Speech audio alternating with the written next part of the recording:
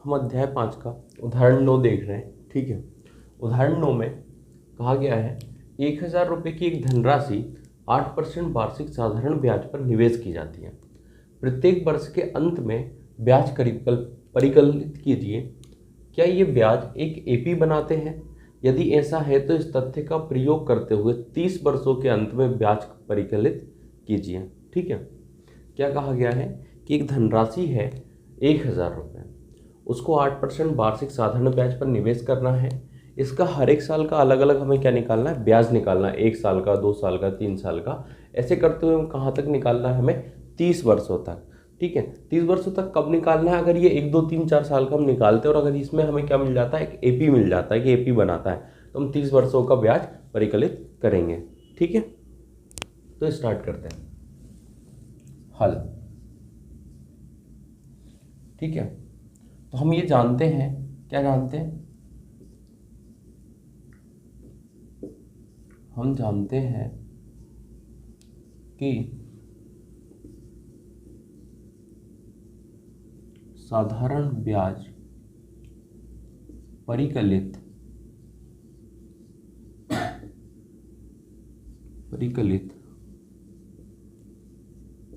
करने का सूत्र क्या होता है?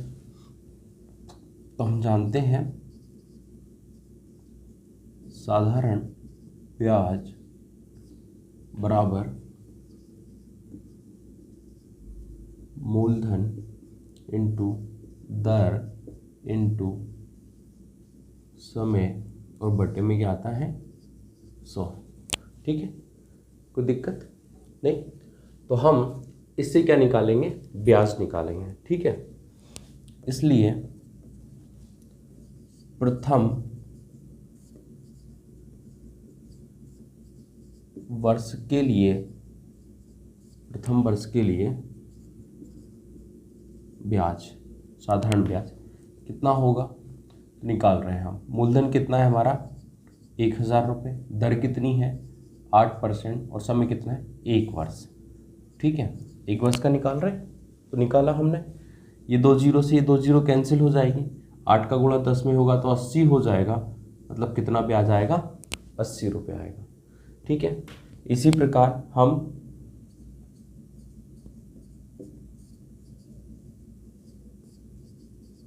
दूसरे वर्ष के लिए, ठीक है, या 2 वर्ष के लिए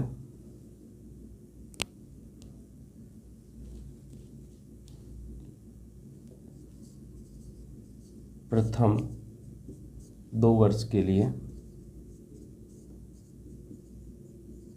ब्याज कितना होगा? तो क्या ना, वही मूलधन तो 1000 रुपये ही है, दर वही 8% है, वर्ष 2 हो गया। कितना वर्ष हो गया? 2 वर्ष। ठीक, 2 जीरो से 2 जीरो जाएगा। 8 दूनी 16 और 16 का गुणा 10 में करोगे तो कितना हो जाएगा? 160 रुपये। ठीक है, कोई दिक्कत नहीं। अब हम क्या देख रहे हैं? प्रथम 3 वर्षों के लिए साधारण ब्याज कितना होगा? तो क्या ना, वही 1000 रुपये मूलधन, दर वही हमारा 8%, समय 3 वर्ष हो जाएगा और ये बटे में 100। इन 2 जीरो से ये 2 जीरो कैंसिल हो जाएगी। 8 का गुणा 3 में करोगे 24 हो जाएगा और 24 का गुणा 10 में करोगे तो कितना हो जाएगा? 240 रुपये हो जाएगा। ठीक है, हम इसी प्रकार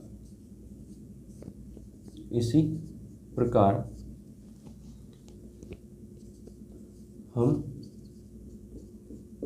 आगे के वर्षों का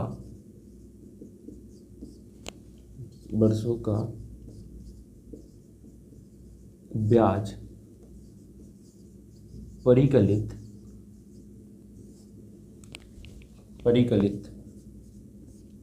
कर लेंगे। ठीक है, इतना हमने लिख लिया। ठीक, यहाँ तक कोई दिक्कत परेशानी किसी को नहीं? ठीक है, तो मैं थोड़ा सा, मुझे जगह चाहिए तो मैं ऊपर से साफ कर रहा हूँ।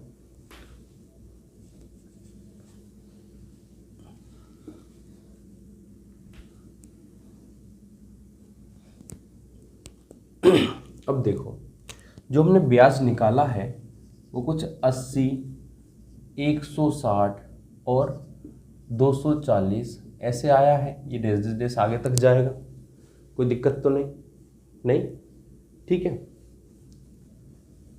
चूंकि जहां प्रथम पद ए बराबर कितना है 80, ठीक है। हम सार्वंतर डी बराबर निकाल रहे हैं A2 माइनस A1, मतलब 160 माइनस 80 बराबर कितना हो गया 80, ठीक है। एक बार और चेक कर लो, तो A3 माइनस A3 कितना हो जाएगा 240 माइनस 160 बराबर कितना आएगा 80। तो हमें ये मिल गया सार्वंतर समान है। क्या है? सार्वंतर समान है। अगर सार्वंतर समान है तो ये एक AP है। क्या है? ये एक AP है, कोई दिक्कत तो नहीं, ठीक। चूंकि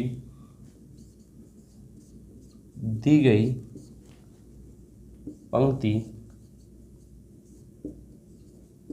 में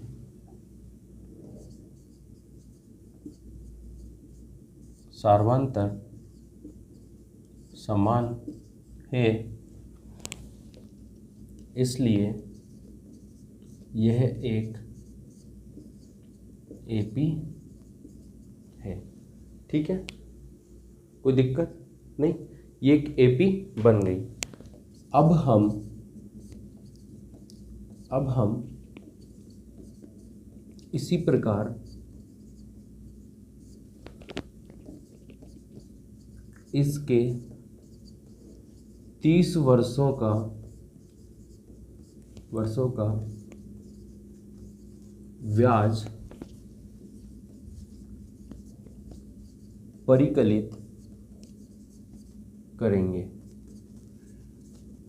ठीक। इतना हमने लिख लिया, कोई दिक्कत तो नहीं है। हमारा A कितना आया 80 और D कितना आया वो भी 80, ठीक है। अब हमें क्या निकालना है इसके 30 वर्षों का, ठीक है। ये पहले वर्ष का, ये दूसरे वर्ष का, ये तीसरे वर्ष का है, यहाँ चौथे का होगा, पांचवें का होगा, ऐसे हम 30 वर्षों का निकालेंगे। मतलब एक वर्ष का मतलब n बराबर 1 आया, तो 30 वर्षों का n बराबर 30 आएगा, तो हम n की जगह पे क्या रख देंगे 30, और वहाँ क्या निकाल लेंगे आगे हम मान निकाल लेंगे, ठीक है। तो कैसे निकालेंगे? चूंकि an बराबर a plus n minus 1 into D, हम क्या निकाल रहे हैं a 30 निकाल रहे हैं, ठीक है, 30वां पद निकाल रहे हैं। तो a कितना था हमारा 80 प्लस n कितना हो गया 30 माइनस 1 इंटू डी कितना था हमारा 80, कोई दिक्कत तो नहीं, ठीक। a 30 बराबर ये 80 यही रहेगा, प्लस 30 में से 1 जाएगा 29 बचेगा, ठीक है।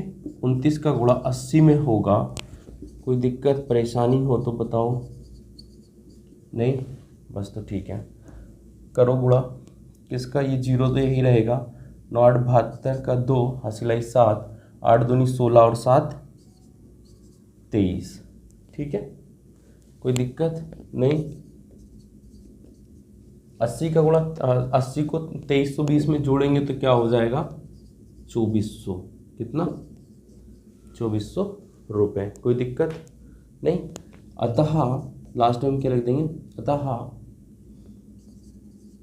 30 वर्षों का